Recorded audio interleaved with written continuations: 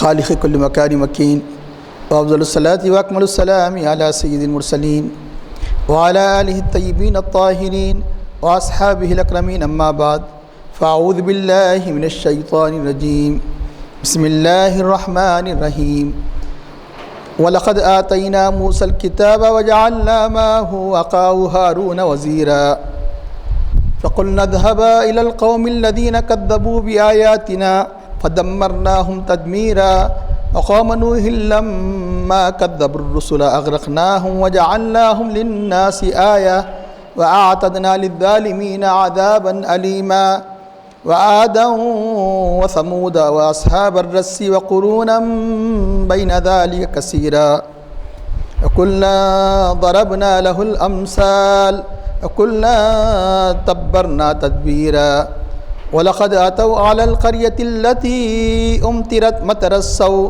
أفلم يكونوا يرونها بل كانوا لا يرجون نشورا وَإِذَا رَأَوْكَ إِن يَتَّخِذُونَكَ إِلَّا هُزُوًا أَهَذَا الَّذِي بَعَثَ اللَّهُ رَسُولًا إِن كَادَ لَيُضِلُّنَا عَنْ آلِهَتِنَا لَوْلَا أَن صَبَرْنَا عَلَيْهَا وسوف يعلمون حين يرون العذاب من أضل سبيلا أرأيت من اتخذ إلهه هواه أفأنت تكون عليه وكيلا أم تحسب أن أكثرهم يسمعون أو يعقلون إنهم إلا كالأنعام بل هم أضل سبيلا صدق الله العظيم. قال الله تعالى في شأن حبيبه الكريم إن الله وملائكته يصلون على النبي يا أيها الذين آمنوا صلوا عليه وسلموا تسليما اللهم صل على سيدنا ونبينا مولانا محمد النبي الأمي وعلى آله وصحبه وبارك وسلم. محترم بزرگان ملت، عزیز بھائیو، ابھی سورۃ الفرقان 19ویں پارے کے دوسرے رکوع کی تلاوت کا شرف حاصل کیا گیا. ان آیات کا ترجمہ ہے وَلَقَدْ آتَيْنَا مُوسَى الْكِتَابَ، یقیناً ہم نے موسیٰ کو کتاب عطا کی علیہ السلام. وَجَعَلْنَا مَعَهُ أَخَاهُ هَارُونَ وَزِيرًا، اور ہم نے ان کے ساتھ ان کے بھائی ہارون کو وزیر بنایا، ان کا معاون بنایا، وزیر بنایا. فَقُلْنَا اذْهَبَا، تو ہم نے کہا فَقُلْنَا اذْهَبَا إِلَى الْقَوْمِ الَّذِينَ كَذَّبُوا بِآيَاتِنَا، تو ہم نے ان دونوں سے کہا جاؤ اس قوم کی طرف کہ جس نے ہماری آیات کو، نشانیوں کو جھٹلایا. فَدَمَّرْنَاهُمْ تَدْمِيرًا، تو ہم نے ان کو مکمل طور پر ہلاک کر دیا، تباہ کر دیا. وقوم نوح، اور ہم نے نوح علیہ السلام کی قوم کو ہلاک کر دیا. اگر اس کا تعلق ماقبل کی آیت سے ہو تو یہاں معنی اس کا جیسا کہ ان کو ہلاک کر دیا، اس قوم نوح کو بھی ہلاک کر دیا. یہاں سے اگر مستقل جملہ سمجھا جائے تو اس وقت یہاں ایک لفظ محذوف ہوگا کہ حضرت نوح علیہ السلام کی قوم کو بھی یاد کرو، کہ ان کے انجام کو یاد کرو، کہ حضرت نوح علیہ السلام کی قوم کو یاد کرو. لما کذب الرسل، جب کہ انہوں نے رسولوں کی تکذیب کی، رسولوں کو جھٹلایا. اغرقناہم، ہم نے ان کو ڈبا دیا، ہم نے ان کو غرق کر دیا. وجعلناہ للناس آیہ، ہم نے ان کو لوگوں کے لیے ایک نشانی بنا دی. وآتدنا للظالمین عذابا علیما، اور ہم نے ظالموں کے لیے سخت دردناک تکلیف دینے والا عذاب ہم نے تیار کیا ہے. وعادا وثمودا، اسی طرح ہم نے عاد کو ہلاک کیا. عاد و ثمود و اصحاب الرسی، اور کنویں والے، یہ بھی قوم تھی جنہوں نے انکار کیا تھا انبیاء کا. اصحاب الرسی و قرونا بین ذالک کثیرا، اور ان کے درمیان عاد، ثمود، اصحاب الرس کے درمیان، ان کے درمیان اور بہت سی قومیں تھیں کہ جو گزر چکی ہیں، جن کو اللہ نے ہلاک کیا ہے. کہ کلا ضربنا لہ الامثال وعادا وثمودا واصحاب الرس وقرونا بین ذالک کثیرا کلا ضربنا لہ الامثال، ہم نے ہر ایک کے لیے مثالیں بیان کی. کلن تبرنا تدبیرا، ہر ایک کو ہم نے مکمل طور پر نیست و نابود کر دیا، ہلاک کر دیا. وَلَقَدْ أَتَوْا عَلَى الْقَرْيَةِ الَّتِي، یہ سے مراد وہ لوگ سے مراد یعنی اہل مکہ، قریش. علی القریۃ التی، ان بستیوں سے وہ ان کا گزر ہوتا ہے، وہ ان بستیوں سے گزر چکے ہیں، وہ التی امطرت مطرسو کہ جن بستیوں پر بری بارش برسائی گئی، یعنی قوم لوط کی طرف اشارہ ہے۔ التی امطرت مطرسو افلم یکون یرونہا، تو کیا وہ ان بستیوں کو نہیں دیکھتے جو تباہ تاراج بستیوں کو نہیں دیکھتے جن کو ہلاک کر دیا گیا، جن پر سخت قسم کی بارش یعنی نازل کی گئی، کہ بل کانوا لا یرجون نشورا، بلکہ یہ دوبارہ اٹھائے جانے کی امید نہیں رکھتے، یعنی یہ قیامت ہی کا انکار دراصل انکار کرتے ہیں۔ وَإِذَا رَأَوْكَ، اب اہل مکہ کی طرف اشارہ کرتے ہوئے اللہ تعالیٰ فرماتا ہے کہ وَإِذَا رَأَوْكَ، جب یہ آپ کو دیکھتے ہیں، إِن يَتَّخِذُونَكَ إِلَّا هُزُوًا، تو نہیں اڑاتے ہیں آپ کی بغیر ہنسی، وہ آپ کی ہنسی اڑایا کرتے ہیں، آپ کا مذاق اڑایا کرتے ہیں۔ أَهَٰذَا الَّذِي بَعَثَ اللَّهُ رَسُولًا، تو یہ کہتے ہیں کہ کیا یہ وہ ہے کہ جس کو اللہ تعالیٰ نے رسول بنا کر بھیجا۔ إِن كَادَ لَيُضِلُّونَا عَنْ آلِهَتِنَا لَوْلَا صَبَرْنَا عَلَيْهَا، کہ إِن كَادَ لَيُضِلُّونَا عَنْ آلِهَتِنَا، قریب تھا کہ ہمیں اپنے معبودوں سے یہ گمراہ کر دیتے، بھٹکا دیتے۔ اللہ کے نبی کی طرف وہ اشارہ کرتے کہتے ہیں کہ یعنی کفار یہ ہمیں اپنے معبودوں سے ہٹا دیتے، گمراہ کر دیتے، لولا صبرنا علیہا، ہم ان پر مضبوطی سے قائم نہ رہتے۔ وسوف یعلمون، وہ ان قریب جان لیں گے، حین یرون العذاب، جب عذاب کو دیکھیں گے، من اضل سبیلا، کہ کون انتہائی گمراہ ہے، کون گمراہ ہے، انہیں جب عذاب کو دیکھیں گے تو انہیں پتہ چل جائے گا۔ ارأیت من اتخذ الہ ہوا، کیا آپ نے دیکھا کہ اس شخص کو جس نے اپنی خواہش کو اپنا معبود بنا لیا، جو اپنی خواہش کو اپنا معبود بنا لیا، افانت تکون علیہ وکیلا، تو کیا آپ اس کے وکیل بن سکتے ہیں؟ تو جب جس نے اپنے خواہش کو معبود بنا لیا تو وہ راست پر نہیں آ سکتا، وہ آپ کی ہدایت سے ہدایت حاصل نہیں کر سکتا، تو کیا آپ اس کے وکیل بن سکتے ہیں؟ اتحسب ان اکثرهم یسمعون و یعقلون، کیا آپ یہ خیال کرتے ہیں کہ ان کے اکثر سنتے ہیں یا سمجھتے ہیں؟ یعنی ان کے اندر سننے سمجھنے کی صلاحیت ختم ہو چکی ہے۔ انہم الا کالانعام، نہیں ہے وہ مگر وہ چوپاؤں کی طرح، بل ہم اضل سبیلا، بلکہ یعنی وہ ان سے بھی زیادہ یعنی راستے کے اعتبار سے گمراہ ہے، یعنی چوپاؤں سے بھی زیادہ گئے گزرے ہیں۔ محترم حاضرین، اللہ تعالیٰ نے اس رکوع میں جو دنیا کی اس سے پہلے، اسلام سے پہلے، اس امت سے پہلے جتنی امتیں جنہوں نے انبیاء کا انکار کیا، ان میں مشہور بعض قوموں کا اللہ نے ذکر فرمایا، کس لیے؟ تاکہ اس کے ذریعے سے سرور کائنات رحمۃ اللہ علیہ صلی اللہ علیہ وسلم کے قلب مبارک کو تسلی ہو، اہل ایمان یعنی کوئی اطمینان ہو جائے، یقیناً فتح اسلام ہی کو ہوگی، گرچہ کہ یہ اہل اسلام کو دبانا چاہ رہے ہیں، گرچہ کہ یہ اللہ کے نبی کے خلاف کہہ رہے ہیں، ان کا مذاق اڑا رہے ہیں، لیکن ایک دن دیکھ لیں گے کہ اسلام دنیا کے چپے چپے میں پھیل جائیں گا۔ تو جس طرح اور یہ جو بھی اس اسلام کی بڑھتی اسپرٹ کو روکیں گے، ایسے ہی تباہ تاراج کر دیے جائیں گے، جیسا کہ دوسری قومیں تباہ تاراج کر دی گئی، ان کا مشن تباہ ہو جائے گا۔ تو اللہ تعالیٰ مختلف قوموں کی مثالیں اللہ تعالیٰ نے بیان فرمائی کہ یعنی حضرت موسیٰ علیہ السلام اور ان کی قوم، حضرت ہود علیہ السلام کی قوم عاد، حضرت صالح علیہ السلام کی قوم ثمود، حضرت لوط علیہ السلام اور ان کی قوم کا تذکرہ فرمایا کہ کس طرح اپنے رسولوں کے انکار کی وجہ سے آخرکار ان کا انجام کیسے ہوا اور کیسے کیسے مختلف قسم کے سزاؤں میں اللہ نے انہیں پکڑا۔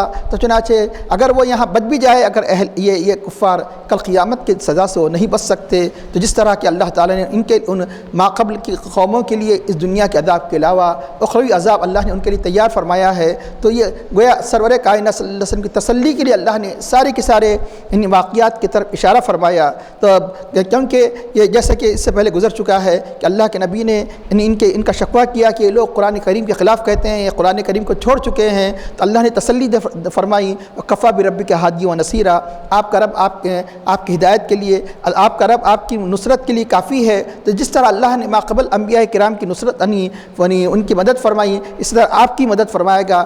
آپ کے قلب مبارک کی تسلی کے لیے اللہ تعالیٰ نے ان ساری قوموں کے انجام کی طرف اشارہ فرمایا۔ تو ارشاد فرماتا ہے وَلَقَدْ آتَيْنَا مُوسَىٰ الْكِتَابَ، یقیناً ہم نے موسیٰ علیہ السلام کو کتاب عطا فرمائی۔ تو یہ یعنی حضرت یوں تو موسیٰ علیہ السلام کی قوم کیونکہ اس سے پہلے تو کئی قومیں گزر چکی ہے، بلکہ جو اس سے پہلے قومیں گزر چکی ہے ان کا تذکرہ تو اس کے بعد آ رہا ہے، تو پہلے اس لیے ذکر کیا کہ یہ اہل عرب ان کے موسیٰ علیہ السلام اور ان کی قوم فرعون کی تباہی، فرعون کے غرق ہونے کا واقعہ تو اچھی طرح جانتے ہیں، یہ یعنی زیادہ دور کی بات نہیں ہے۔ قوم نوح، قوم عاد، قوم سمود ہو سکتا ہے کہ ان کے ذہنوں میں نہ ہو، لیکن یہ تو بالکل یعنی موسیٰ علیہ السلام کا واقعہ تو بالکل یعنی سارے کے سارے عرب میں مشہور ہے کہ یعنی فرعون کو اور فرعون کے ساتھیوں کو، فرعون کے ماننے والوں کو اللہ نے کس طرح یعنی غرق کر دیا۔ تو لقد آتینا موسیٰ، اس لیے موسیٰ علیہ السلام کا تذکرہ اللہ نے سب سے پہلے فرمایا، ہم نے موسیٰ کو کتاب دی، وجعلنا معه اخاه ہارون وزیرا، ہم نے ان کے ساتھ ان کے بھائی ہارون کو وزیر بنایا۔ کیوں؟ اس لیے کہ موسیٰ علیہ السلام نے دعا فرمائی، اے اللہ میرے لیے کوئی مددگار بنا دے،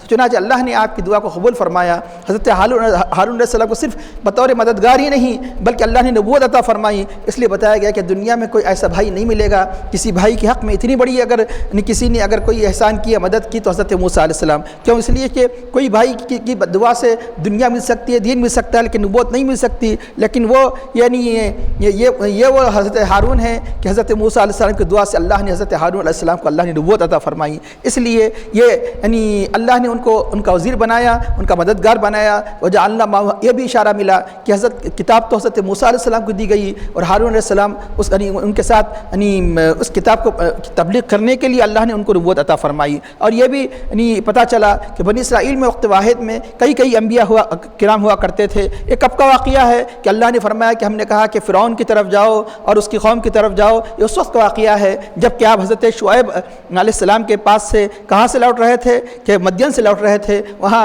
یعنی مدین میں حضرت شعیب علیہ السلام نبی تھے، آپ نبی، آپ کے بھائی ہارون نبی اور حضرت شعیب علیہ السلام نبی۔ تو چنانچہ اس وقت فرمایا کہ تم اپنی قوم کی طرف جاؤ کہ اللہ دین جو مصر سے جب لوٹ رہے تھے، اللہ دین کذبوا بآیاتنا، جنہوں نے ہماری آیات کو جھٹلایا۔ آیات سے مراد یہاں اس وقت ابھی تو توریت بھی نازل نہیں ہوئی تھی، آیات سے مراد یعنی مطلب ہے کہ ہر یعنی عقل والا اس کائنات میں غور و فکر کر کے یہ سوچ سکتا ہے اس کائنات کو بنانے والا یعنی مطلب معبود ہے، اللہ ہے۔ تو چنانچہ وہ اگر کوئی نبی اگر نہ بھی بھیجے جاتے تو چنانچہ ایک انسان کے لیے عقل کافی ہوتی کہ یہ دنیا کے یہ اشیاء خود یعنی مجبور ہے، وہ کیسے کسی چیز کو وجود میں لا سکتے ہیں؟ کیا اتنا بڑا آسمان یعنی مطلب کوئی بت وجود میں لا سکتا ہے، کوئی انسان وجود میں لا سکتا ہے جو مجبور ہے؟ تو یہ تو اس سے بڑھ کر یہ کہ نہ صرف انہوں نے شرک کیا بلکہ خود اپنی خدائی کا دعویٰ کر بیٹھا جیسا کہ فرعون۔ تو چنانچہ اللہ نے فرمایا کہ جس نے ہماری نشانیوں کو، اتنی بے شمار نشانیوں کو دیکھنے کے بعد بھی ہماری نشانی کو جھٹلایا، اس قوم کی طرف جاؤ۔ تو لیکن ہوا یہ کہ کیونکہ تفاصیل تو دوسرے اور مقامات پر اللہ نے بیان فرمائی، محض ایک تسلی کے لیے اللہ نے چند قوموں کا ذکر یعنی اجمالی طور پر بیان فرمایا، اس لیے یہاں تفصیل بیان نہیں کی جا رہی ہے۔ تو چنانچہ اللہ نے فرمایا کہ ہم نے ان کو ہلاک کر دیا۔ کب ہلاک کر دیا؟ پورا واقعہ آپ جانتے ہیں، کئی مرتبہ سن چکے ہیں کہ اور بھی انشاءاللہ تعالیٰ سورہ قصص میں اور تھوڑی تفصیل کے ساتھ آئے گا، تو یعنی بہت جلد ہی 20 بارے میں انشاءاللہ تعالیٰ۔ تو چنانچہ وہاں آپ سنیں گے تو آخرکار فرعونیوں نے جب آپ کا انکار کیا اور اللہ نے ان کو تباہ تاراج کر دیا، اس کے برخلاف جو فرعون کی اپنے حضرت موسیٰ علیہ السلام کی مخالفت کے لیے جن جادوگروں کو بلایا تھا، اللہ نے ان کے حق میں ایمان مقدر فرمایا تھا، موسیٰ علیہ السلام پر ایمان لے آئے، جن کا واقعہ گزر چکا انشاءاللہ اور بھی تفصیل کے ساتھ آئندہ یعنی آنے والے پاروں میں انشاءاللہ تعالیٰ آپ سنیں گے۔ تو اللہ تعالیٰ فرماتا ہے کہ ان کی اس انکار پر فدمرناہم تدمیرا۔ تو تدمیر عربی زبان میں کسی فعل کو ذکر کرنے کے بعد جب اس کا مصدر ذکر کیا جاتا ہے تو وہ انتہائی یعنی تاکید کے لیے یعنی وہ اس فعل کی تاکید کے لیے مصدر کو ذکر کیا جاتا ہے۔ تو ان کو کیسے تباہ کیا؟ فدمرناہم تدمیرا، انتہائی خطرناک، بالکل مکمل طور پر ان کو تباہ کر دیا کہ سارے کے سارے دریائے قزم میں یعنی اللہ تعالیٰ نے ان کو غرق فرما دیا۔ اس کے بعد اللہ تعالیٰ فرماتا ہے قوم نوح، جس طرح ان کو ہم نے ہلاک کیا، نوح علیہ السلام کی قوم کو بھی ہلاک کر دیا۔ قوم نوح لما کذب الرسل، جبکہ انہوں نے رسولوں کا انکار کیا۔ تو پتہ چلا یعنی عذاب اس وقت تک نہیں آتا جب تک کہ رسول کی تکذیب نہیں کی جاتی۔ اللہ تعالیٰ کیا فرماتا ہے؟ ہم نے قوم نوح کو بھی ہلاک کر دیا جبکہ انہوں نے رسولوں کا انکار کیا۔ تو جب رسول کا انکار کیا جاتا ہے تو اللہ تعالیٰ ان کا غضب ان قوموں پر آتا ہے، ان قوموں کو ہلاک کر دیا جاتا ہے۔ یہ اللہ کی رحمت دیکھیے کہ جب اس وقت تک عذاب نہیں آتا جب تک کہ رسول نہیں آتے۔ اللہ نے صاف فرما دیا وما كنا معذبین حتی نبعث رسولا، ہم یعنی کسی قوم کو عذاب نہیں دیتے یہاں تک کہ رسول کو مبعوث کرتے ہیں۔ یعنی مطلب کیا ہے؟ جب رسول کو مبعوث کیا جاتا ہے، رسول کی تکذیب کی جاتی ہے تو عذاب آتا ہے، اور اللہ کے نبی کی تکذیب کی جا رہی ہے، یعنی شدائد پر شدائد ہو رہے ہیں، تکالیف پر تکالیف ہو رہے ہیں، پھر بھی عذاب کیوں نہیں آ رہا ہے؟ ایسا عام عذاب جیسے قوم نوح پر آیا تھا، قوم عاد پر آیا تھا، قوم سمود پر آیا تھا، اللہ نے فرمایا ما کان اللہ لیعذبہ وانت فیہم، اللہ ان کو عذاب نہیں دے گا جبکہ آپ ان میں جلوہ فرما ہیں. یعنی آخرت کے عذاب سے تو نہیں بچ سکتے لیکن دنیا کے عذاب سے اس لیے بچا لیے گئے کہ اللہ کے نبی ہر ایک کے لیے رحمت ہے، جہاں اہل ایمان کے لیے رحمت ہے اہل کفر کے لیے بھی رحمت ہے. تو چنانچہ یہ اس لیے یہاں اس نبی کی تکذیب کی وجہ سے عذاب نہیں آیا کہ اللہ تعالیٰ نے آپ کو سارے جہانوں کے لیے رحمت بنا کر بھیجا. تو وقوم نوح لما کذبوا الرسل اغرقناہم، ہم نے ان کو ڈبو دیا، ہم نے ان کو غرق کر دیا. وجعلناہ للناس آیہ، اور ہم نے ان کے لیے اور ہم نے ان کو لوگوں کے لیے نشانی بنا دی، ایک عبرت کی جگہ بنا دی. کیسی عبرت کہ اندازہ لگائیے، ایک عبرت تو آنے والی قوموں کو جو واقعہ سنیں گے جو کہ نوح علیہ السلام کی قوم جو انکار کرنے پر کیسے ڈبا دی گئی. دوسری عبرت یہ کہ خود وہ جو باقی رہ گئے تھے انہوں نے اپنی آنکھوں سے دیکھ لیا کہ مطلب کہ ظالم قوم اور نبی انبیاء کا انکار کرنے والوں کا حشر کیسے ہوا کرتا ہے. انہوں نے اپنی آنکھوں سے دیکھا کیسے خطرناک طوفان کے ذریعے سے انہیں ہلاک کر دیا. اللہ نے فرمایا یہ تو دنیا کا طوفان اتنا خطرناک، پھر آخرت کی سزا ان کے لیے اور اس کے علاوہ مقرر ہے. وَأَعْتَدْنَا لِلظَّالِمِينَ عَذَابًا أَلِيمًا، ظالموں کے لیے ہم نے دردناک عذاب مقرر کیا ہے. 40 دن تک آسمان بارش برساتا رہا اور زمین سے بھی پانی ابلتا رہا، اور اس کے بعد بتایا گیا کہ جب طوفان ختم ہو گیا پھر پانی ختم ہونے کے لیے بھی تقریباً 40 دن لگ گئے. ایسا عبرتناک اللہ نے ان کو سزا دی. اللہ نے آنے والی قوم کے واقعات کیوں میں آتے ہیں تاکہ آنے والی قوم اس کے ذریعے سے عبرت لے. اس کے بعد آگے چل کے بھی اللہ تعالیٰ فرماتا ہے ہم نے مختلف انداز سے ان کو مثالیں بیان فرمائی. ایک قوم جب ہلاک کر دی گئی، آنے والی قوم کو بتایا گیا کہ یہ دیکھو انہوں نے انکار کرنے پر ایسے ان کی تباہی ایسی ہلاکت ہوئی. اب یہ اندازہ لگائیے کہ ہر قوم گزشتہ قوم آنے والی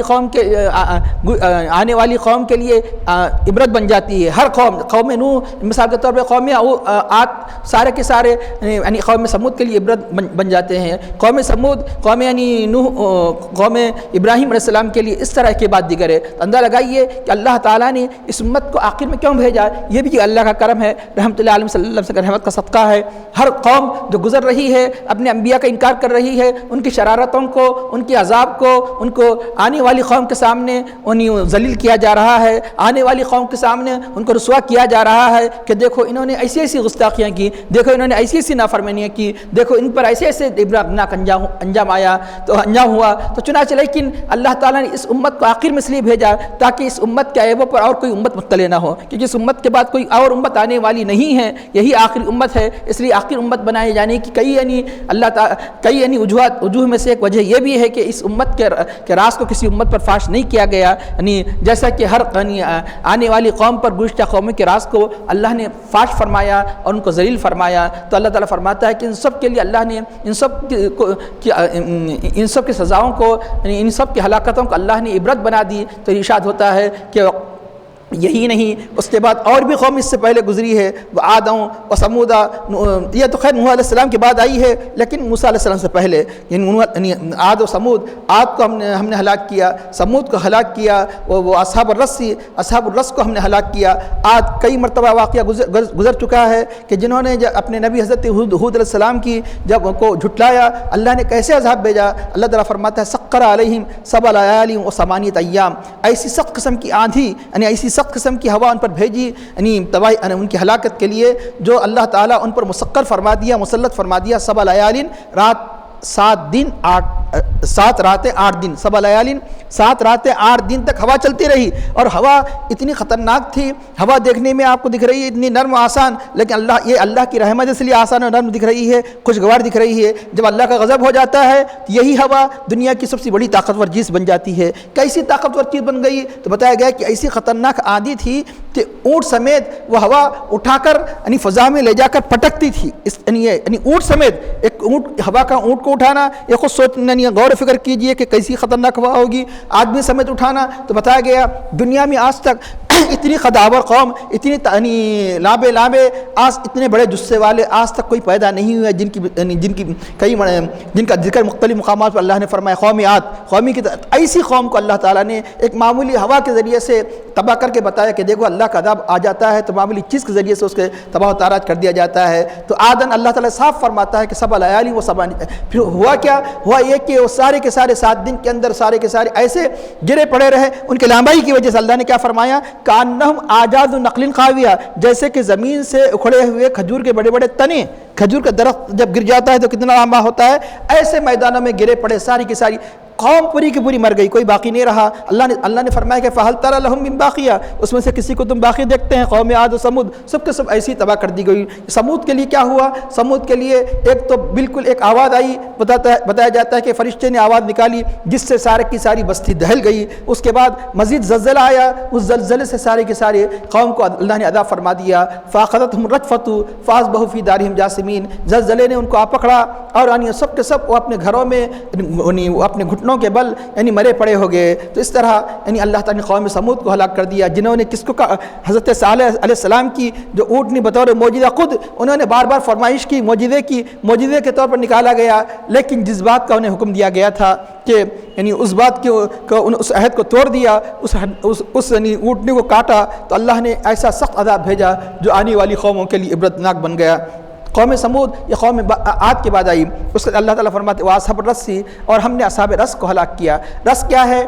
رسن کے معنی ہیں ایسی بولی جو منڈیر والی نہ ہو، جس پر پتھر وغیرہ رکھ کر استعمال کیا جاتا ہے، اسے رس کہا جاتا ہے۔ اصحاب الرس کے بارے میں اختلاف ہے کہ کون سی قوم ہے، لیکن مقصود یہ کہ قرآن کریم میں ان قوموں سے عبرتیں لینا ہے۔ اگر آپ قطعی طور پر وہ کون سی قوم ہے اگر متعین نہ بھی کر سکے تو کوئی مضائقہ نہیں، مقصد حاصل ہے۔ قرآن کریم محض قصہ نگاری کے لیے ان چیزوں کو نہیں بیان کرتا بلکہ عبرت کے لیے بیان کرتا ہے۔ اصحاب الرس کے بارے میں مفسرین کرام نے مختلف قوموں کی طرف اشارہ فرمایا۔ بعد نے کہا قوم سمود کی بچی کچی قوم کو قوم اصحاب رس کہا جاتا ہے، رس بولی والے مطلب کنویں والے۔ بعد نے کہا حضرت شعیب علیہ السلام جس طرح مدین کی طرف بھیجے گئے تھے، اصحاب رس کی طرف بھیجے گئے تھے۔ بعد نے کہا سورہ یاسین میں جس حبیب نجار کا واقعہ ذکر کیا گیا ہے ان کی قوم کا نام اصحاب رس ہے، اور مقامات کے بارے میں اختلاف آیا ہے۔ بعد نے کہا کہ یمامہ وغیرہ کے قریب ان کی بستیاں تھیں، واللہ عالم۔ تو چنانچہ اصحاب رس کے بارے میں جو دو تین روایات جو مشہور مفسرین کرام نے لکھا ہے وہ یہ کہ ایک تو یہ کہ اللہ نے ایک نبی کو ان کو بھیجا، بعض نے ان کا نام حنظلہ بن صفوان بھی نام بتایا کہ انہوں نے اس نبی کو قتل کر دیا، تو اللہ نے اس قتل کی پاداش میں ساری کی ساری قوم کو ہلاک کر دیا۔ اور ایک روایت میں آتا ہے کہ وہ سارے کے سارے قوم اپنی کنویں کے پاس جمع ہوئی، اللہ نے ان کو کنویں سمیت ان کو زمین میں دھسا دیا۔ اور ایک روایت میں آتا ہے کہ انہوں نے اپنے نبی کو ان کے صرف انکار ہی نہیں کیا بلکہ اس کنویں کے اندر ان کو ڈال دیا قتل کی نیت سے۔ اس نبی نے اللہ کی بارگاہ میں دعا کی، اے اللہ یعنی تو میری حالت کو جانتا ہے۔ اللہ نے انہیں وفات دی اور ایک ایسی بدلی اور ایک ایسا عذاب آیا کہ جس سے زمین گندک کی طرح ابلنے لگی، آگ کی طرح، اور سارے کے سارے ان کے جسم شیشے کی طرح پگھلنے لگے اور ساری کی ساری قوم کو ہلاک کر دیا گیا۔ انہیں اصحاب الرس کہا جاتا ہے کہ بولی والے، کنویں والے۔ تو اب یہی قومیں نہیں، یہ تو مشہور قومیں اور بہت سی چھوٹی قومیں ایسی تھی کیونکہ جنہوں نے اپنے انبیاء کے انکار کرنے پر اللہ نے ان کو تباہ تاراج کر دیا۔ قرون بین ذالک، ان کے درمیان کئی ایسی قومیں گزری ہے کثیرہ کثرت سے۔ قرن کی جمع قرون، عربی زبان میں قرن کے کئی معنی ہیں، مشہور معروف معنی تو قرن کے معنی صدی کے ہیں، قرن کے معنی کیونکہ قرن کتنا ہوتا ہے اس میں اختلاف ہے، بعض نے کہا کہ 60 سال کا، بعض نے کہا کہ 80 سال کا، بعض نے 100، بعض نے 120 زیادہ۔ لیکن حقیقی بات یہ ہے کہ قرن یا تو دو میں سے ایک ہوگا، یا تو 100 سال کا ہوگا، یا قرن ایک زمانے کے لوگوں کو قرن کہا جاتا ہے۔ ایک زمانے کے لوگ جب چلے جاتے ہیں، گئے وہ 60 سال ہو کہ 70 سال ہو کہ 80 سال ہو تو دوسرا قرن شروع ہوتا ہے۔ اس لیے حضور نبی کریم صلی اللہ علیہ وسلم نے ارشاد فرمایا خیر القرون قرنی، سب سے بہترین زمانہ میرا زمانہ ہے۔ تو اللہ کے حبیب تک مطلب ہے کہ ایک زمانہ ہو گیا، پھر ان کا زمانہ جو مجھ سے قریب ہے صحابہ کا زمانہ، تو صحابہ جب تک رہے ایک زمانہ، اس کا پھر صحابہ کے بعد تابعین جب تک آخر تابعین جب تک رہیں گے ایک زمانہ، تو اس کو طبقات بھی کہا جاتا ہے، صحابہ کا طبقہ، تابعین کا طبقہ، اس کو قرن کا بھی نام دیا جاتا ہے۔ اور اس طرح بے شمار قومیں ایک قوم کے بعد دوسری قوم میں آتے چلے گئی اور اپنے انبیاء کا انکار کرتے رہے اور ہلاک ہوتے چلے گئے۔ اس کو اللہ تعالیٰ ارشاد فرماتا ہے کہ کلًا ضربنا لہ الامثال، ہر ایک کی ہم نے مثالیں بیان کی، ان کو مختلف طریقے سے ان کو توحید کے دلائل، رسالت کی عظمت کو بتایا گیا اور قوموں کی عبرتناک انجام کو بتایا گیا، لیکن انہوں نے اس کو نہیں مانا، اس سے عبرت حاصل نہیں کی۔ اللہ نے فرمایا کلًا تبرنا تدبیرا، ہم نے ان کو تبرنا تدبیرا بالکل نیست و نابود کر دینا، ٹکڑے ٹکڑے کر دینے کے لیے عربی زبان میں لفظ تدبیر استعمال کیا۔ ایک تدبیر تے دال بے ہے، تدبیر دال سے نہیں ہے، یہ دو کے دو تے ہے، تے تدبیر، تدنی تدبیر کلن تبرنا تدبیرا. اور اب اس کے بعد اللہ تعالیٰ قوم لوط کا ذکر فرماتا ہے. لقد اتوا علی القریۃ التی، قوم لوط کا ذکر اس انداز سے فرماتا ہے کہ یہ لوگ گزرتے ہیں علی القریۃ التی، اس گاؤں پر کہ جس پر عذاب آیا. کیونکہ بتایا گیا کہ قوم عاد کی بستیوں سے بھی دوسرے مقامات پر اللہ نے ذکر فرمایا. آج بھی یعنی عرب و شام کے درمیان میں وہ بستیاں موجود ہے جس کو مدائن صالح کہا جاتا ہے، حضرت صالح علیہ السلام کی بستیاں، وہ کھنڈر موجود ہے آج بھی عبرت کے لیے. کہ جس طرح یہ کھنڈر موجود ہے، اس زمانے میں لوط علیہ السلام کی قوم پر جو عذاب آیا تھا وہ عذاب کی نشانیاں بھی موجود تھی. یہ جب ملک شام کے لیے تجارت جاتے ہیں، تجارت کے وقت یہ ان کی بستیوں کو دیکھتے ہیں کہ اس وقت بھی اس کے مطلب ہے کہ اس کے نشانات کھنڈر موجود تھے. تو چنانچہ کیا اس سے عبرت نہیں لیتے؟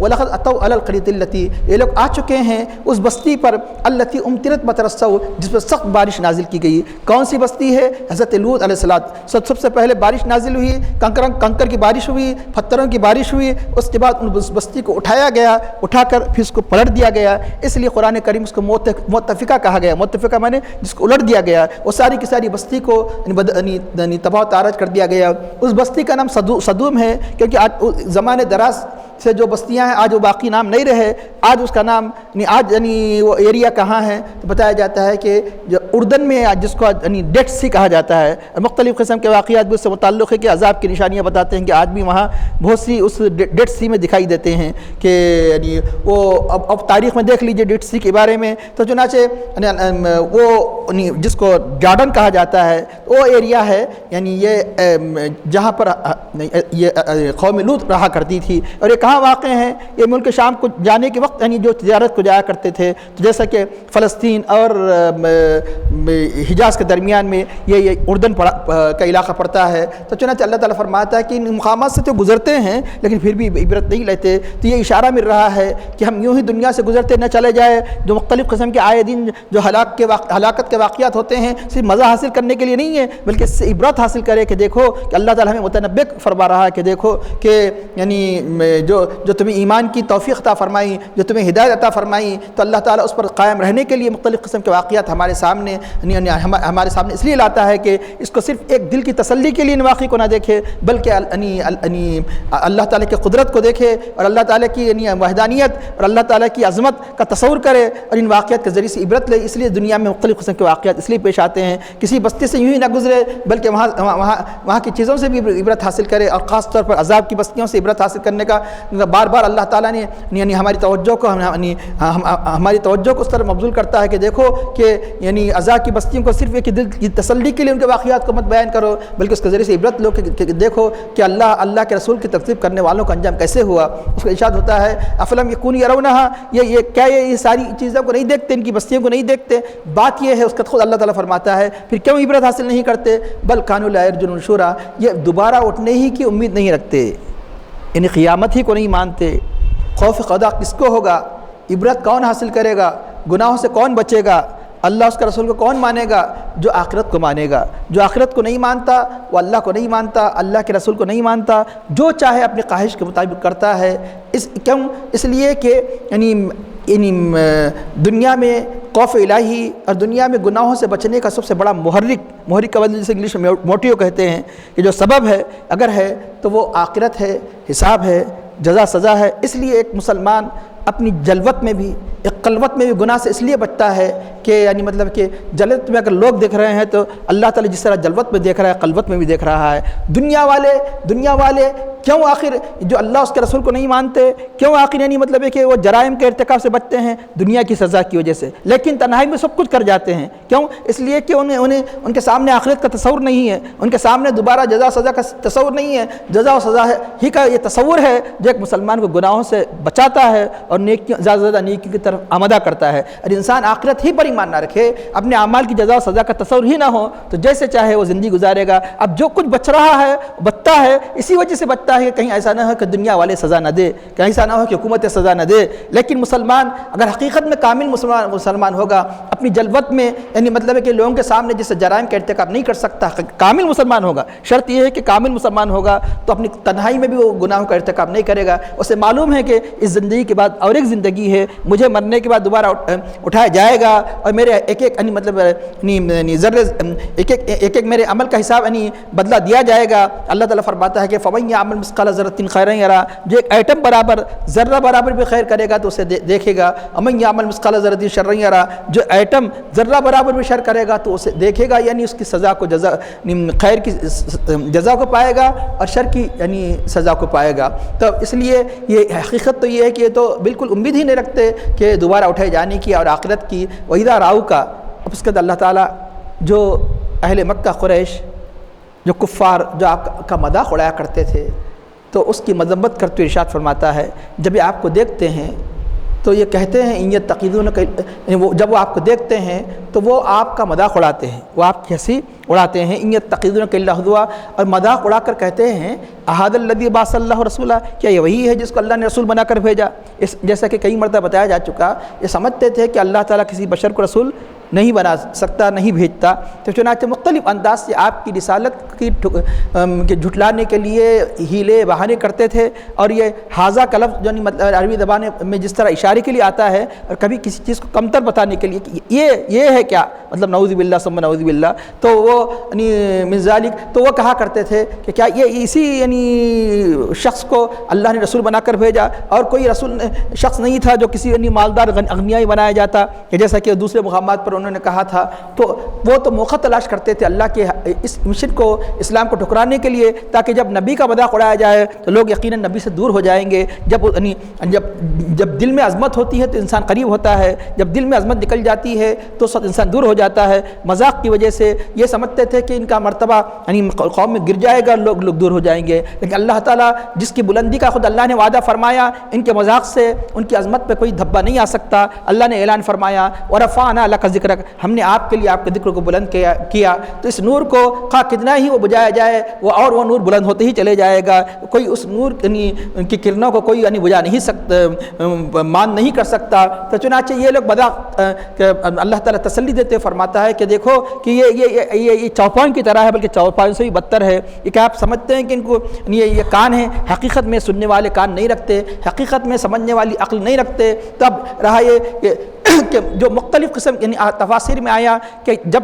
کوئی قرآن کی آیت اترتی اور کوئی مذاق کا موقع تلاش کرتے تھے کہ کیسے اس کے مذاق اڑایا جائے. انہی مثالوں میں سے ایک مثال تفاسیر میں بیان کی گئی, جب یہ اللہ تعالیٰ نے قرآن کریم میں بیان فرمایا کہ اللہ کے حبیب نے بیان فرمایا کہ دوزخ پر جو عذاب دینے کے لیے جو فرشتے مقرر ہے ان کی تعداد 19 ہے.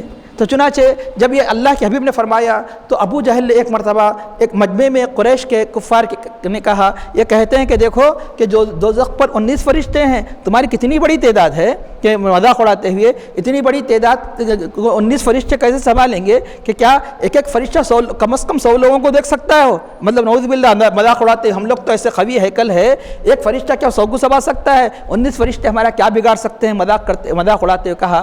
اللہ نے اس وقت قرآن کریم کی آیت نازل فرمائی. جب بھی کبھی مذاق اڑایا جاتا, اللہ کے حبیب کے قلب نازک کو تکلیف پہنچائی جاتی, تو اللہ تعالیٰ اپنے حبیب کی مدافعات فرماتا. فوراً اللہ تعالیٰ ان کی رد میں آیت نازل فرماتا. کس حد درجے اللہ تعالیٰ اپنے حبیب کی تسلی کا سامان قرآن کریم میں فرماتا ہے, آپ کی رفعت اور عظمت کا اظہار فرماتا ہے. تو چنانچہ قرآن کریم کی آیت نازل ہوتی ہے وما جعلنا اصحاب النار الا ملائکۃ, کہ دوزخ پر جو عذاب کے لیے جن لوگوں کو ہم نے مقرر کیا ہے وہ ہم نے فرشتوں کو مقرر کیا ہے, ہم نہیں بنایا ہے مگر کس لیے؟ وما جعلنا اصحاب الا ملائکۃ, کیوں ایک آزمائش کے لیے ہم نے بنایا ہے. وما جعلنا اصحاب النار الا ملائکۃ وجعلنا عدتهم الا فتنہ, ہم نے ان کی تعداد کو نہیں بنایا مگر فتنے کے طور پر, آزمائی کے طور پر. کہ سمجھے کہ 19 معمولی نہیں, اللہ تعالیٰ چاہے تو ایک فرشتے کے ذریعے سے بھی ساری کی سارے اہل جہنم کو سزا دے سکتا ہے, لیکن اس کی مصلیحت ہے, تعداد میں بھی اس کی مصلیحت ہے, اللہ خوب جانتا ہے. اور ہم نے ایک آزمائش کے لیے یہ بنایا ہے. کیوں؟ اس لیے لیستیقن الذین اوتوا الکتاب ویزداد الذین آمنوا ایمانا, تاکہ اہل کتاب, کیونکہ اہل کتاب جانتے ہیں کہ جہنم کے بارے میں, جنت کے بارے میں خود ان کی کتابوں میں آیا, یقین کر لے کہ قرآن بھی سچا ہے. وہ اسی کا تسلسل ہے جو انبیاء کرام جس وحی کو لاتے کرتے رہے، جن کتابوں کو لاتے رہے، اور اہل ایمان کے ایمان میں اور یعنی مطلب ہے کہ پختگی ہو جائے اور ان کا ان کا ایمان یعنی مضبوط ہوتا چلا جائے. وَيَزْدَادَ الَّذِينَ آمَنُوا إِيمَانًا وَلَا يَرْتَابَ الَّذِينَ أُوتُوا الْكِتَابَ وَالْمُؤْمِنُونَ، اور اہل کتاب اور مومنین یعنی اس میں کسی قسم کا شک نہ کرے. وَلِيَقُولَ الَّذِينَ، کس لیے اللہ نے اس کو آزمائش بنایا؟ کس لیے کہ وَلِيَقُولَ الَّذِينَ فِي قُلُوبِهِم مَرَضٌ، وہ لوگ جن کے دلوں میں مرض ہے، اور کافر والکافرون، اور کافر یہ کہے کہ ماذا اراد اللہ بہذا مسئلہ، اللہ نے اس مثال سے یعنی آخر کیا ارادہ فرماتا ہے. كذلك يضل الله من يشاء ويهدي من يشاء، اسی طرح اللہ تعالیٰ جسے چاہے گمراہ فرماتا ہے، جسے چاہے اللہ ہدایت دیتا ہے. وما هي الا ذکر للبشر، یہ نہیں ہے یہ مگر یعنی انسان کے لیے نصیحت کے لیے. تو اب یہاں ایک کیونکہ اب واقعہ یعنی کے ضمن میں یعنی یہ بھی عرض کر دوں کہ 19 فرشتے کہہ کر جو ابو جہل نے مذاق اڑایا تھا، اللہ اس کی حکمت کو بہتر جانتا ہے. لیکن یہ ضرور ہے کہ قرآن کریم میں یعنی آج کل یعنی ہر اعتبار سے قرآن کریم کے اعجاز کی بات چل رہی ہے. عدد کے اعتبار سے قرآن کریم کے اعجاز ایک مستقل یعنی جیسے علوم قرآنیہ میں ایک مستقل علوم یہ ہے کہ اللہ تعالیٰ نے اس انداز سے یعنی اللہ کے کتاب اللہ ہونے پر حق ہونے کی کئی یعنی گواہیاں ہیں. ان میں کئی علوم یہ بتاتے ہیں کہ کتاب اللہ، ان میں سے ایک عددی یعنی عدد کے اعتبار سے ہی بعض لوگوں نے اپنے رسالت کا موضوع بنایا. انہیں میں سے بتایا کہ بسم اللہ الرحمن الرحیم کے جو حروف ہے وہ 19 ہے، جیسے با سین میم. تو گویا اشارہ ہے جس کا تعلق بسم اللہ سے ہوگا، اللہ سے ہوگا، تو اللہ تعالیٰ ان 19 فرشتوں کے عذاب سے محفوظ فرمائے گا. اب رہا یہ تو یقیناً جس کا اب بولیں گے کہ بسم اللہ تو ہر مسلمان کا تعلق ہے. مسلمان جب تعلق ہوگا تو کیسے ہوگا؟ مضبوط ہونا. جو اللہ کو مانے گا تو اللہ تعالیٰ کے احکام کو مانے گا، نمازوں کو بھی پڑھے گا. یہ تو اور سے فرائض ہے، لیکن وہ فرض ہے کہ جو کسی صورت میں معاف نہیں ہو سکتا. تو وہ کتنی نمازیں پڑھے گا؟ 5 نمازیں پڑھے گا. 5 نمازیں اور 19 ملا لیجیے کتنے ہو جاتے ہیں؟ 24. تو جو گویا 5 نمازیں پڑھتے رہا، ان نمازوں کے دوران اللہ کو یاد کرتے رہا، تو گویا 24 گھنٹے وہ اللہ تعالیٰ کا ذکر کرتا رہا. گویا 24 گھنٹے ایک تو یہ 5 نمازیں اور 19 کا مطلب کیا؟ اللہ. اس لیے مسلمان کو کیا حکم دیا گیا؟ نماز پڑھنے کے بعد ختم، اللہ کو بھول جانا نہیں ہے. مسجد سے نکلے تو اللہ کو یاد کرو، گھر میں داخل ہو تو اللہ کو یاد کرو، کھانا کھا رہے تو اللہ کو یاد کرو. بسم اللہ سے تعلق تو رکھنا ہی رکھنا ہے، ہمیشہ بسم اللہ سے تعلق رکھنا ہی رکھنا ہے. ہر کام کی مومن کی ابتدا کیا ہوتی ہے؟ بسم اللہ سے ہوتی ہے. تو گویا یہ 5 نمازیں اور 19 یعنی مطلب یعنی عدد یعنی حروف والا بسم اللہ جو اللہ کو یاد کرے گا تو 24 گھنٹے گویا جب اس کے آباد ہو جائیں گے تو اللہ تعالیٰ اس کی برکت سے ان جہنم کے ان فرشتوں کے عذاب سے اللہ تعالیٰ اس کو محفوظ فرمائے گا. اس طرح وہ مختلف موقع تلاش کیا کرتے تھے کہ اسلام کا اور اللہ کے نبی کا کیسے مذاق اڑائے. اللہ تعالیٰ فرماتا ہے کہ ان قادہ، یہاں تک انہوں نے کہہ دیا کہ ان قادہ لیضلنا عن آلہتنا، قریب تھا کہ یہ ہمیں اپنے معبودوں سے اضل یضل گمراہ کر دیتے اگر ہم ان پر قائم نہ ہوتے، جم کر نہ رہتے. کیا مطلب یہ ہے کہ یہ اللہ کے نبی کے تاثیر کو مانتے تھے، اسلام کے تاثیر کو مانتے تھے کہ ہمارے معبودوں سے ہٹا دیتے. لیکن کس انداز سے مانتے تھے؟ ان کے دل بھی گواہ تھے کہ یہ یعنی یقیناً یہ جادو نہیں ہو سکتا، لیکن حسد سے، عداوت سے یہ کہا کرتے تھے کہ ان کے اندر اتنا جادو ہے، اگر ہم ہٹ درمی اختیار نہ کرتے، ہم ضد کو اختیار نہ کرتے تو کبھی کہ ہم اپنے معبودوں کی عبادت کو چھوڑ چکے ہوتے. لیکن یہ ہماری یعنی مطلب ہے کہ مضبوطی ہے، اور ہماری یہ یعنی جس باطل پرستی کو حق پرستی سمجھ رہے ہیں کہ ہماری اس بتوں پر جو ہم اپنی عبادت پر قائم ہیں اس وجہ سے ہم بچ گئے، ورنہ یہ تو کبھی کہ ہم پر اثر کر چکے ہوتے. اب یہاں غور کیجئے کہ جب دل میں باطل کی محبت رچ بس جاتی ہے تو انسان اس باطل پرستی کو کیا سمجھتا ہے؟ حق پرستی، حق پر قائم یہ سمجھتا ہے. اب دیکھیے کہ یہ بتوں پر جمنے کو یہ کہہ رہے ہیں کہ اگر قریب تھا کہ یہ ہمیں گمراہ کر دیتے ہمارے آلیہ سے، یہ ہمارے آلیہ سے کیا کر دیتے؟ یہ گمراہ کر دیتے. یہ سمجھ رہے ہیں کہ ہم ہدایت پر ہے، اور اگر ہم اسلام لاتے تو کیا ہو جاتے؟ گمراہ کر دیتے. تو اب یہاں پتہ چلا کہ جب کسی باطل عقیدے اگر دل میں راسخ ہو جاتا ہے تو انسان سمجھتا ہے کہ یہی حق ہے اور دوسرا باطل ہے. تو جب اسلام کو اور یہ سمجھتے ہیں کہ یہ باطل، کفار یہ کہہ رہے ہیں کہ ہمیں یعنی اپنے معبودوں سے یہ گمراہ کر دیتے. تو اگر آج کوئی اہل سنت الجماعت کو کہ باوجود یہ کہ یہ جماعت جس کا تسلسل صحابہ کرام تک پہنچتا ہے، جس کی کڑی اگر شرک کا فتویٰ لگاتا ہے، بدعت کا فتویٰ لگاتا ہے تو کوئی تعجب نہیں، کیونکہ جب کوئی یعنی غلط عقیدہ دل میں رس بس جاتا ہے تو سمجھتا ہے کہ میں حق پر ہوں، یہ باطل پر ہے. اس لیے ان کو کبھی کافر قرار دیا جاتا ہے کبھی یعنی مشرک قرار دیا جاتا ہے اہل حق کو، تو یہ کوئی تعجب نہیں، کیونکہ یہ پہلے ہی یعنی کافر جیسے کہہ چکے کہ یہ ہم حق پر ہے اور یہ ضلالت و گمراہی ہے۔ تو اللہ تعالیٰ فرماتا ہے کہ یہ کہہ رہے ہیں کہ ان کاد لیضلونا عن آلیتنا لولا ان صبرنا علیہا، تو اب اس کا ارشاد ہوتا ہے کہ جب یہ عذاب کو دیکھیں گے وسوف یعلمون حین یرون العذاب، جب عذاب کو دیکھیں گے تو پتہ چل جائے گا کہ کون گمراہ ہے۔ جب عذاب آئے گا قوم نوح پر، قوم عاد وغیرہ پر کیسے عذاب آئے تو پتہ چل گیا کہ یعنی انبیاء کرام کو جھٹلانے کا انجام کیسے ہوا، انبیاء کے مذاق اڑانے کا انجام کیسے ہوگا، اور اسلامی اور یہ جب پتہ چل جائے گا کہ حق پر کون ہے، وسوف یعلمون حین یرون العذاب من اضل سبیلا ارأیت من اتخذ الہ ہوا۔ اور مزید اللہ تعالیٰ نے اپنے حبیب پاک صلی اللہ علیہ وسلم کی تسلی دیتے فرماتا ہے تو کیا آپ نے دیکھا ارأیت من اتخذ الہ ہوا، جس نے اپنے خواہش کو اپنا معبود بنا لیا۔ کیوں کہ جب یہ کافر اپنے کفر پر جمے رہتے، اسلام نہ لاتے، ہدایت کی بات قبول نہ کرتے، تو اللہ کے حبیب کو بہت تکلیف ہوتی، کیونکہ آپ سارے عالمین کے لیے رحمت بنا کر بھیجے گئے ہیں، تو آپ کی خواہش ہوتی کہ سارے کے سارے جنتی بن جائے، سارے کے سارے ایمان لائے، کیونکہ سب کے لیے رحمت ہے۔ لیکن اللہ کی مشیت یہ ہے کہ خیر کے ساتھ شر بھی ہوگا، جیسے جنت کے ساتھ اللہ نے دوزخ بھی بنائی، اللہ جسے چاہتا ہے ہدایت دیتا ہے، جسے چاہے گمراہ کر دیتا ہے۔ تو اب یہ اللہ کے حبیب کا دل تڑپتا تھا کافروں کے کفر کی وجہ سے، سب جہنم کے حوالے ہو جائیں گے۔ تو اب یہ کافر بھی اپنے اصرار کفر پر مصر رہتے تھے، اس لیے تسلی دیتے فرمایا کہ جس نے اپنے خواہش کو اپنا معبود بنا لیا، جو چوپائوں کی طرح جو سننے اور سمجھنے ہی کے لیے تیار نہیں ہیں، تو کیا آپ ان کے ذمہ دار بن سکتے ہیں؟ افرائیت، کیا آپ ان کا ذمہ لے سکتے ہیں کہ جو اپنے خواہش کو اپنا معبود بنا لیا؟ کہ افرائیت افانت تکون علیہ وکیلا، کیا آپ اس کے وکیل بن سکتے ہیں؟ کیا مطلب وکیل جو ہوا کرتا ہے اپنے جس کا وکیل ہوتا ہے اس کے حق میں جہاں تک ہو سکتا ہے اس کی تائید کرتا ہے، پوری یعنی طاقت قوت کو خرچ کرتا ہے۔ تو اللہ تعالیٰ فرماتا ہے کہ اب یہ ایمان لانے والے نہیں، اس لیے ان کے ایمان لانے کے جیسے آپ رنجیدہ مت ہو کہ افانت تکون علیہ وکیلا۔ ایسی قوم آپ یعنی جب اگر آپ کی بات نہیں سنتی تو آپ کو ان کے ایمان نہ لانے کی وجہ سے آپ کو آپ مت غم کھائیے، کیونکہ یہ ان کے دلوں میں یہ چوپاؤں کی طرح بظاہر دیکھتے ہیں، لیکن ایسے نہیں دیکھتے جو حق کے دیکھنے کے لیے دیکھتے ہیں، جیسے جو حق کو قبول کرنے کی نیت سے دیکھتے ہیں۔ چوپاؤں کی طرح یہ نہیں مطلب یہ سمجھنے سننے کی صلاحیت ان کے اندر موجود نہیں ہے، بلکہ اس سے بھی گئے گزرے ہیں، چوپائے تو کہیں اس سے بہتر ہے۔ تو اس لیے یہاں پر اللہ تعالیٰ فرماتا ہے کہ افات تکون علیہ وکیلا، کیوں آپ کی ذمہ داری یہ نہیں ہے کہ ایمان لا لے۔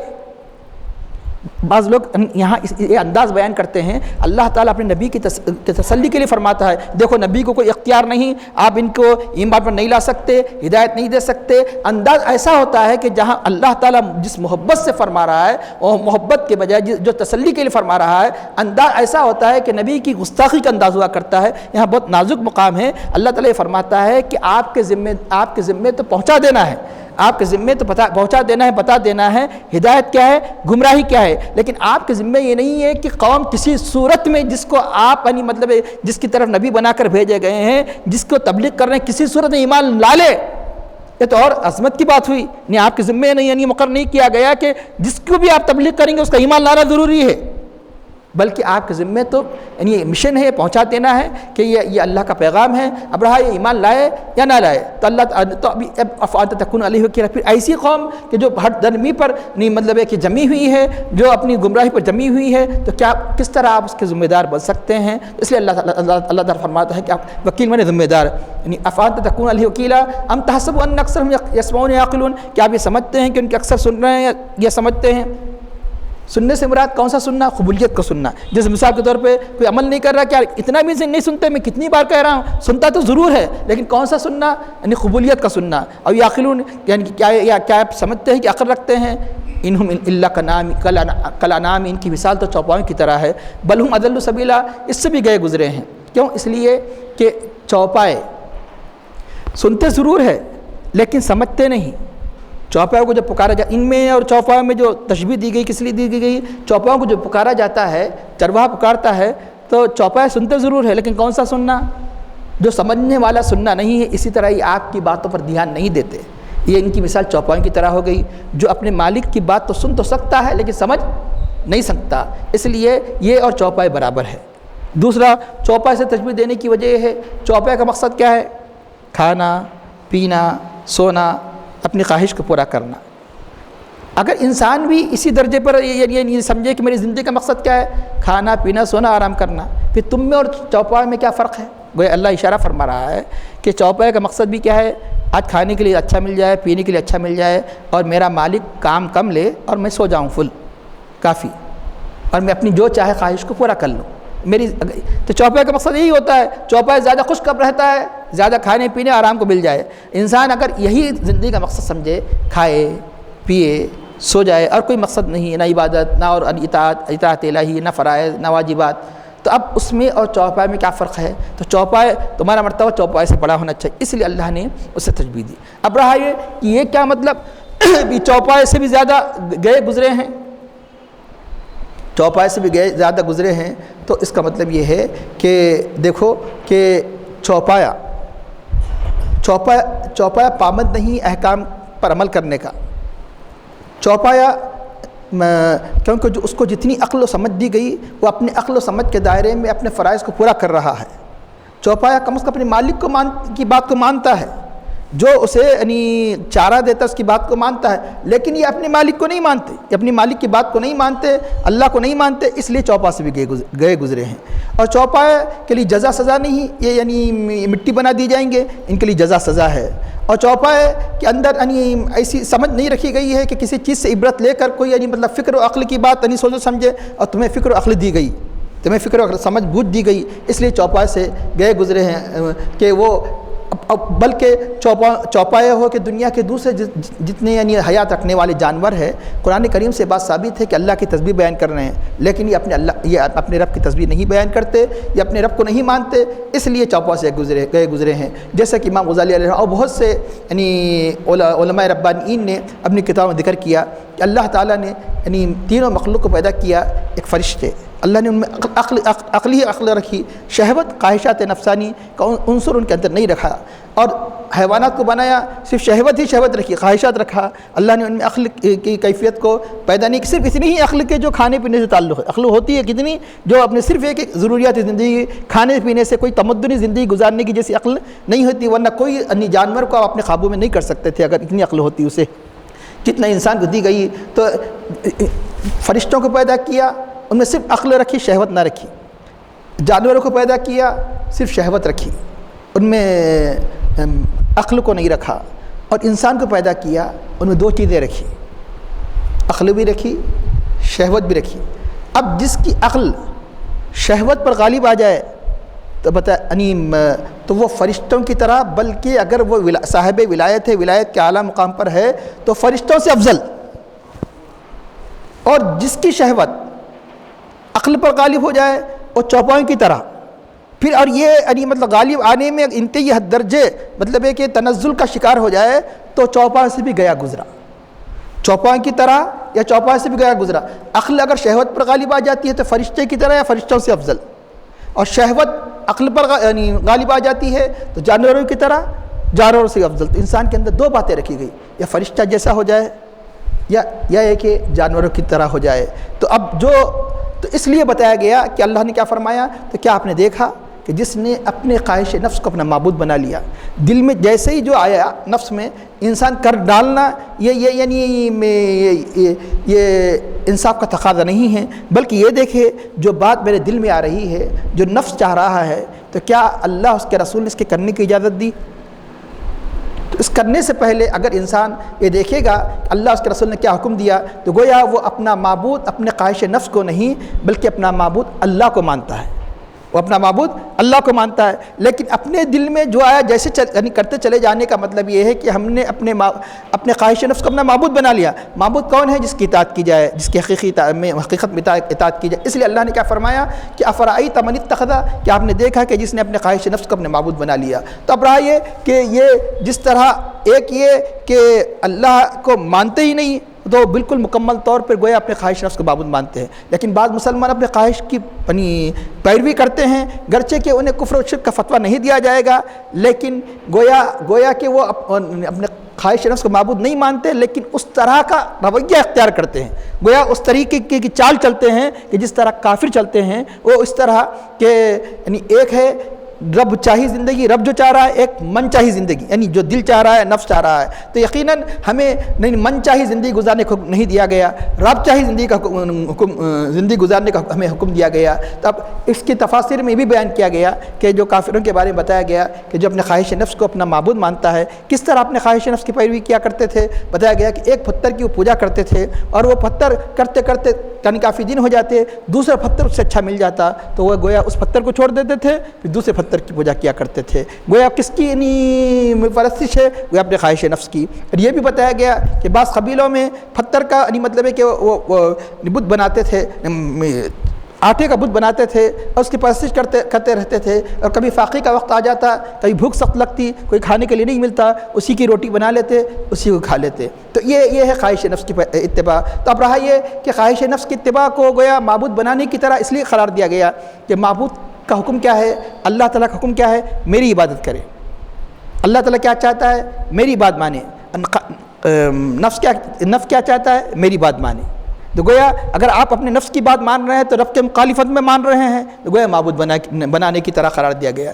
اور رب کیا چاہتا ہے، میری تعریف کرے. نفس کیا چاہتا ہے، میری تعریف کرے. جو رب چاہتا ہے وہ نفس چاہتا ہے. رب کیا چاہتا ہے، میری تعریف کرے. نفس کیا چاہتا ہے، میری تعریف کرے. تب رب کیا چاہتا ہے، میری طرف مائل ہو. نفس کیا چاہتا ہے، میری طرف مائل ہو. اس لیے خواہش نفس کی گویا اتباع معبود بنانے کی طرح اس لیے قرار دیا گیا. آخر میں دعا کرتا ہے اللہ ہمیں اپنے نفس کی وجہ شیطان کے دھوکے سے محفوظ فرما.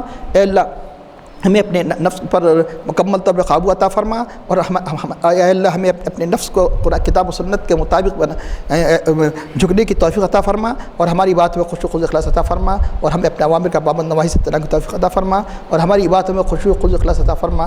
حضور نبی کریم صلی اللہ علیہ وسلم کی سچی محبت ہمارے قلب میں پیدا فرما. صحابہ کرام سلف صالحین کے جیسا جذبہ و وسار استقلال ہمارے نفوس میں پیدا فرما، اور ہمیں عقل حلال صدق مقال کی توفیق عطا فرما، اور ہمارا خاتمہ بالخیر فرما. صلی اللہ تعالیٰ علی خیر خلقہ سیدنا مولانا محمد وعلی آلہ وصحبہ اجمعین برحمتک یا ارحم الراحمین والحمد للہ رب العالمین.